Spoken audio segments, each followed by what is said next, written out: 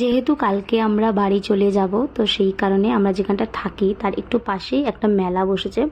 এটা যতদূর সম্ভব রথের মেলাই বসেছে, ঠিক আছে। তো আমরা এখানটা একটু ঘুরে গেলাম, পাশেই রয়েছে যেহেতু। সারাদিনে তো কোথাও বেরোয়নি, বর কাজে বেরিয়েছিল, তো আমরা মা আর মেয়ে ঘরেতেই ছিলাম। তো একটু সন্ধ্যাবেলার পরে মেলাটা বললাম ঘুরে আসি, এখানে তো আর আসা হবে না কোনোদিনও, তো এসেছি যখন দেখেই আসি।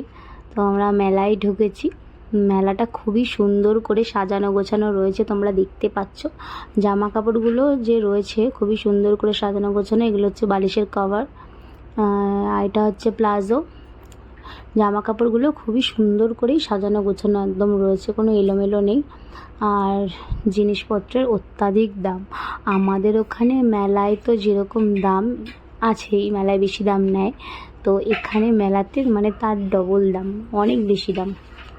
তো যাই হোক, আমরা তেমন কিছু বেশি একটা জিনিস কিনিনি, কারণ আমরা চেয়েছিলাম কি ওখানকার যে হাতে বানানোর যে জিনিসগুলো হয় সেগুলো, কিন্তু সেরকম কিছু নেই।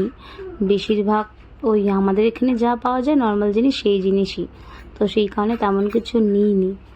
তো আর এখানে দেখো, এই কাচের জিনিসপত্রের দোকান দেখলেই মানে এত সুন্দর লাগে দেখতে, তো ওখানে আটকে যাই। খুবই ভালো লাগে কাচের জিনিসপত্র দোকান দেখলে।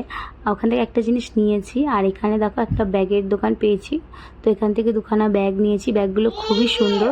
আর এই যে দোকানের যে কাকুটা রয়েছে, উনি নাকি আমাদের ওখানকারই লোক, আমাদের ওখানে যায়, কথা বলে জানলাম। তো ওনার থেকে দুখানা ব্যাগ নিয়েছি। আর এদিকে মেয়ের জন্য একটা ড্রেস নিতে আসছিলাম।